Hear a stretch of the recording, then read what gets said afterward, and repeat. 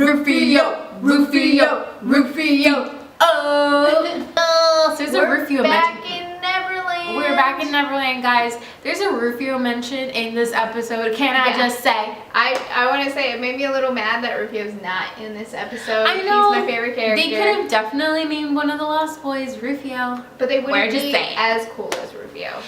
Right? Yeah. In this episode called Lost Girl, we realize the kind of tricks that Pan likes to play. So he gives Emma a map and says, hey, you can find your son once you realize who you really are. Pan plays with your head a little bit. He likes playing games, but you have to play by his rules. Exactly. So Regina tries magic and all of this. She doesn't like his rules. She's like, bump this. It'll set them back. Like, if you try 10 magic, steps. it'll set you back 10 steps. They actually ended up getting attacked.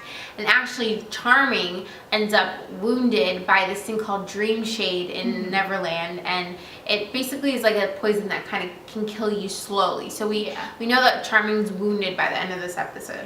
What else goes on in this episode?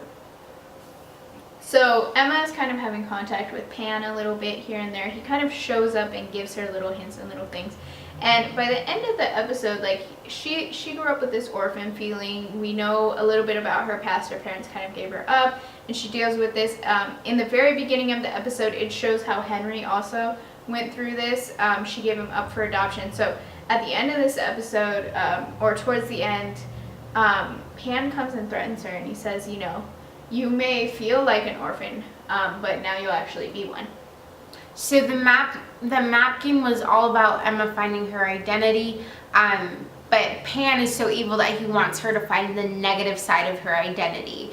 And then in the Enchanted Forest, we also find out that before in the past, Snow had struggled with her identity and not wanting to be queen. And by the end of that, she really wanted to take it from Regina. She really wanted to take the kingdom back. So this episode is all about finding your identity, and it's so good because yes, Emma was an orphan, and she'll always have to deal with that, but she gets to redefine herself, and she gets to fight for her family, and she's fighting for Henry. She really is. Total side story, side notes, and stuff like that. We have Rumple off in his own thing. He doesn't want to be part of a team, but he wants to go find Pan and find Henry. But this little doll keeps popping up. Yeah, it looks kind of like a child doll. Yeah, like a childhood type doll. So he summons up basically his version of Belle, what he can remember about her, and she gives him wisdom that kind of helps encourage him along his way. But he's still really isolated and going through this weird stuff, and he's also, I think, still under the impression that Henry's going to be his undoing. Yes, definitely. So there's a lot of mind games going on. I know who's gonna get to Henry first. We'll see. And we know that Henry's still alive. Yes. And Pan's trying to mess with his mind, but Henry's pretty strong. So he just has. I know Henry has faith that his family will come.